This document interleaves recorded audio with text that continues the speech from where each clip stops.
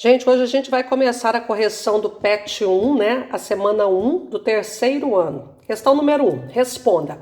É correto afirmar que a Lua é uma fonte de luz? Não. Nós temos dois tipos de fontes de luz. As fontes de luz primária, que são aqueles corpos que produzem e emitem luz própria, como o Sol, que é uma estrela. Né, os metais superaquecidos, uma vela, uma lâmpada acesa, uma lanterna acesa. E nós temos as fontes de luz secundárias, ou os corpos iluminados, que são corpos que recebem a luz das fontes primárias e refletem essa luz. Né? Então a Lua não é uma fonte de luz primária. A pergunta até não ficou bem elaborada. Deveria ter falado, ela é uma fonte de luz primária ou secundária? Né? Na minha opinião, a pergunta não ficou bem elaborada. Então a Lua não é uma fonte de luz primária, ela é uma fonte de luz secundária, ou seja, ela é um corpo iluminado. Então por que podemos enxergar a luz? Nós podemos enxergar a Lua. Por que podemos enxergar a Lua? Podemos enxergar a Lua porque ela reflete para os nossos olhos a luz que ela recebe do Sol. Como a Lua é um corpo opaco, né, rochoso, ela é capaz de refletir a luz do Sol, que então ela envia essa luz para os nossos olhos, tá bom? Vamos para a pergunta número 2, que eu até imprimi aqui para ficar um pouquinho melhor. Questão número 2. A figura abaixo mostra um objeto AB, que está aqui representado por essa seta vermelha, colocado em frente a uma pequena lâmpada acesa, que é uma fonte de luz primária. Atrás dele existe um anteparo opaco, uma parede, por exemplo, uma tela, situado paralelamente ao objeto AB, né, esse objeto aqui. Esse anteparo é onde é projetada a sombra, né? Poderia ser projetada essa sombra desse objeto. Desenhe na própria figura a sombra A', B' do objeto AB projetada sobre esse anteparo. Para a gente desenhar essa sombra, nós vamos pegar um raio de luz que, partindo da lâmpada, vai passar pela borda superior do objeto AB, no ponto A, e a luz se propaga em linha reta, de acordo com o primeiro princípio da óptica geométrica, que no meio homogêneo transparente a luz propaga em linha reta. Então, partindo um raio de luz aqui, vários raios vão incidir, mas nós vamos pegar um que parte e passa pela borda superior no ponto A, vai em linha reta até projetar aqui no anteparo. Vai incidir aqui, um anteparo opaco, né? A luz vai parar aqui. Pegando no mesmo ponto um raio de luz que vai incidir, passando aqui no ponto B, na base do objeto, e vai incidir aqui no anteparo. Unindo esses pontos, nós temos aqui a projeção do ponto A, que eu vou chamar de A', e aqui no anteparo a projeção do ponto B, que eu vou chamar de B'. E desta forma nós temos aqui a projeção da imagem do objeto AB, que eu vou chamar de A', B', tá bom? Indique na própria figura a região do espaço que fica escura, isto é, que não recebe a luz da fonte. Olha, o que é sombra? Sombra é uma região não iluminada. Sombra existe atrás de objetos opacos. O objeto AB, né, esse objeto, ele tem que ser um objeto opaco. Então, essa parte aqui está sendo iluminada. Atrás dele, nós temos uma região não iluminada, que eu achurei.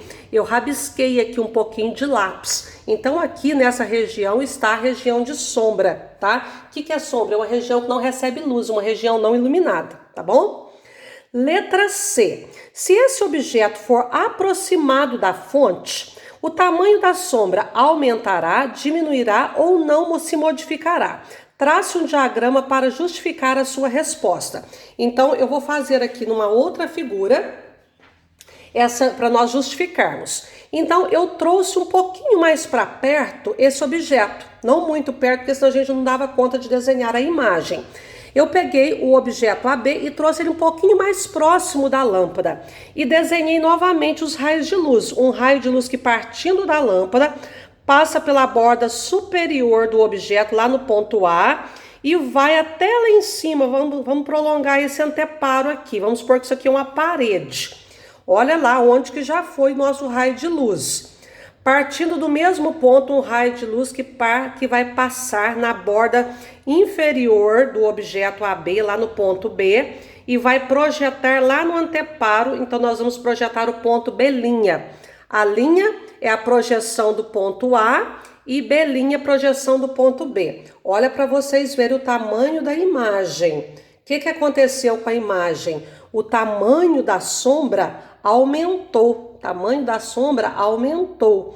Então, para justificar a nossa resposta, nós desenhamos novamente o tamanho da sombra. Aqui é a região de sombra não iluminada. Então, a resposta é que essa sombra aumentará de tamanho. E a justificativa é o nosso desenho, tá bom? Questão número 3. Um professor de física fez uma brincadeira com os alunos colocando uma mensagem de maneira invertida no quadro para que os seus alunos pudessem decifrar o que estava escrito. Rafael, muito esperto, colocou a mensagem de frente para um espelho plano. Qual que é a função do espelho? Refletir a imagem. Só que fica ao contrário, o lado direito corresponde ao esquerdo do objeto, né?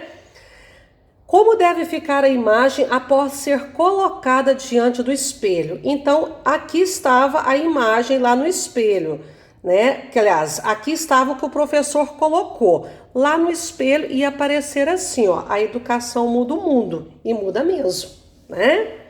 Questão número 4. Questão número 4 também é uma questão de espelhos.